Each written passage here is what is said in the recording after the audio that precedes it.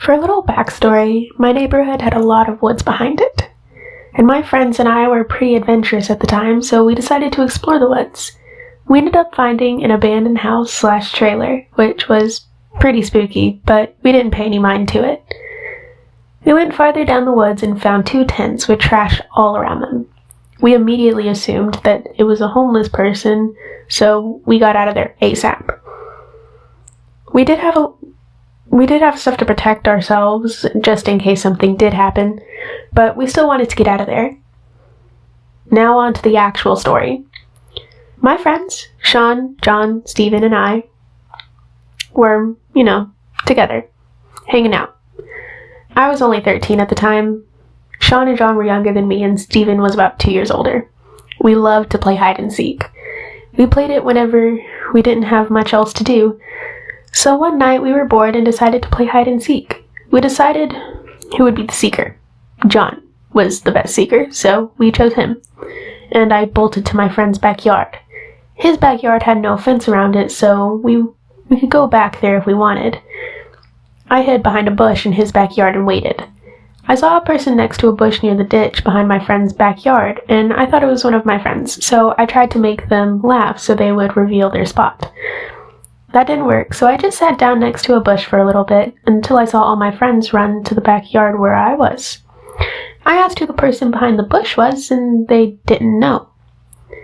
Obviously, we ran inside my friend's house and I told everyone what happened. We didn't know who that man was, or what he was doing, but we assumed it was a homeless man. The next day, Steven told me that he had a nightmare about that guy. It still kind of freaks me out. This happened in August 2014 when I was 19, and whilst I have a pretty bad memory, and I remember what happened very well.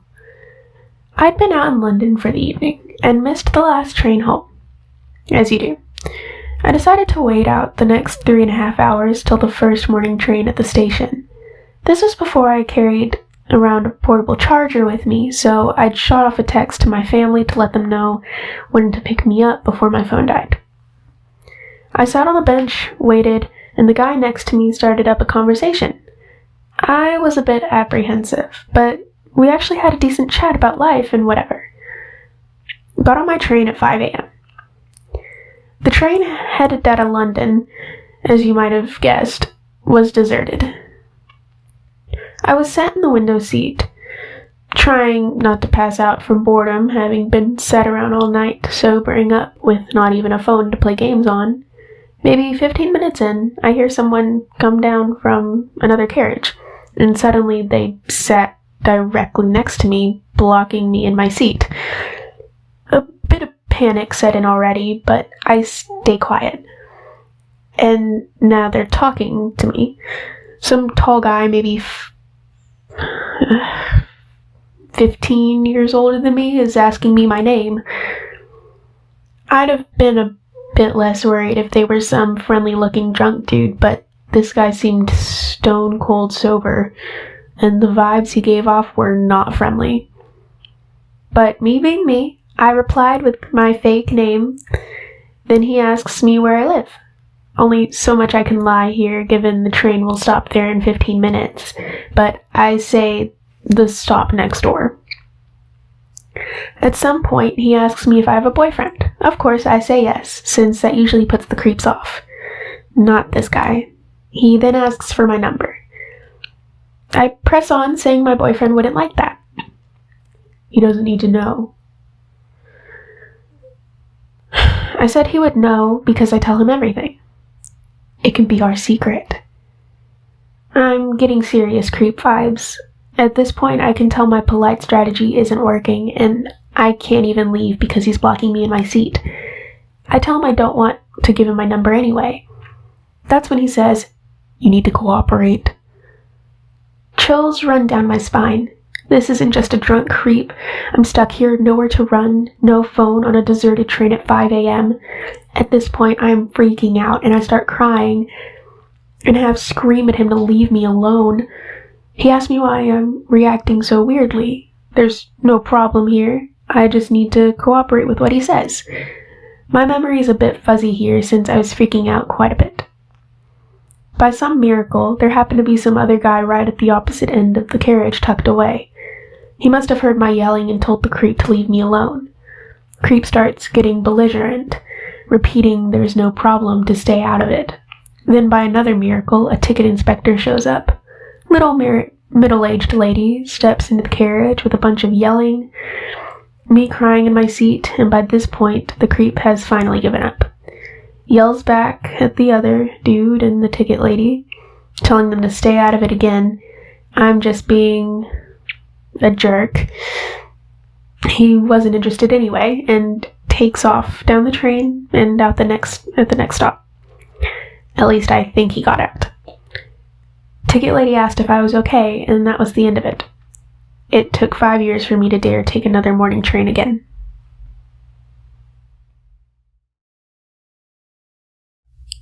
This story happened 7 or 8 years ago. I was a single mom living on an island in southeast Alaska. There are only 26 miles of road on the island, so it's a small place. It was a Friday night. My kid and I were scheduled to fly out of town for a long weekend in Seattle, so I worked all day, picked up the kid, and headed to the airport. Our flight to Seattle was canceled, so we rescheduled for the first flight in the morning and headed home at about 8:30 p.m. As a side note, I wasn't a fan of cell phones and did not yet have one. After this incident, I got a cell phone.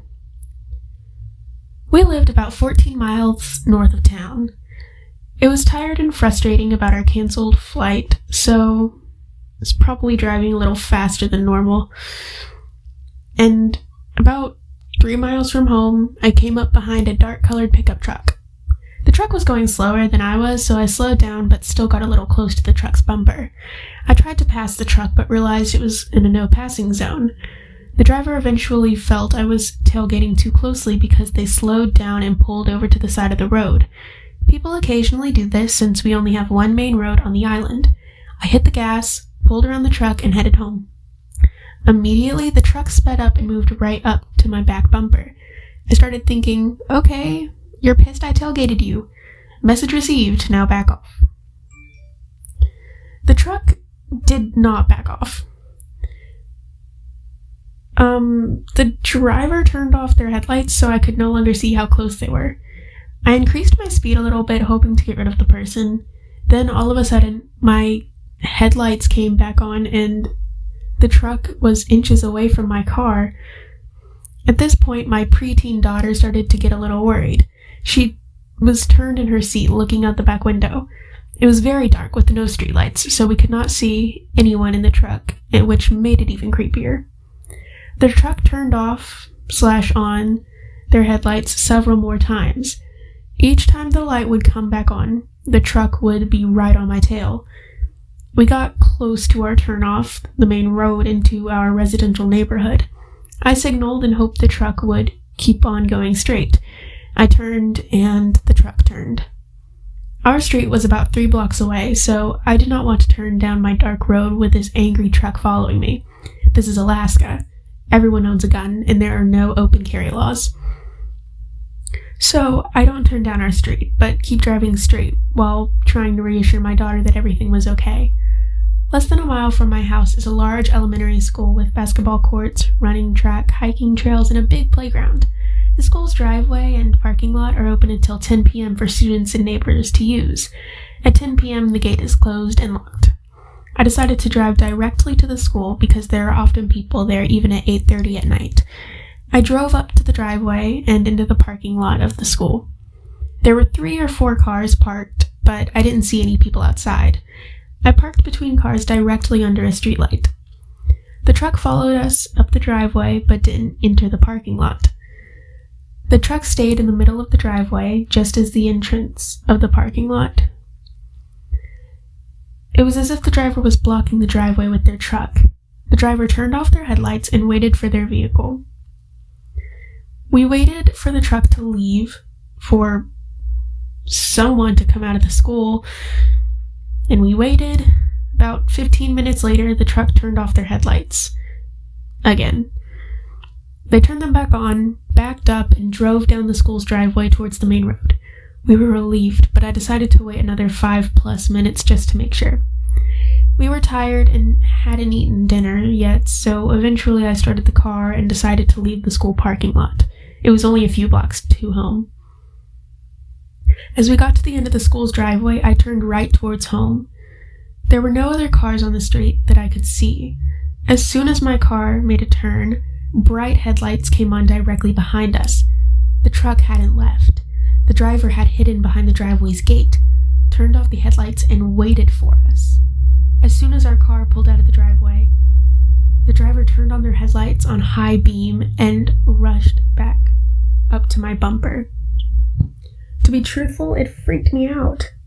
I don't scare easily, but having that truck come right at us with bright white headlights in a very dark, deserted street was enough to get my adrenaline pumping. I couldn't keep driving around the neighborhood all night with Mr. Road Rage on my back. This is rural Alaska, so there aren't many well-lit places with people hanging around. The only convenience store on that end of the island had already closed. Then I remembered the wonderful piece of advice about driving to a fire or police station if you were being followed. The Alaska State Troopers have their headquarters along the main road back towards town, so I headed there. The troopers have cameras that cover the entire property, so I knew if we could make it to their parking lot, I could honk and be seen by the dispatcher and any officers inside the building. I knew 2 dispatchers that worked there. The truck followed us all the way to the troopers' headquarters, 7 or 8 miles. When the driver saw me pull into the troopers' parking lot, he or she turned around and drove back the way we had come. I went inside the troopers' station and reported what had happened. We didn't get a license plate, but I wanted law enforcement to know that there was a crazy truck terrorizing people. I think that if I had gone directly home, the driver would have followed me. Think about it. The driver took more than 30 minutes out of their Friday night to follow us and wait around. He or she must have been really pissed off. Who knows if things would have escalated to violence, but I'm very thankful that we didn't take any chances that night. We did catch the flight to Seattle the next morning and had a very relaxing, long weekend.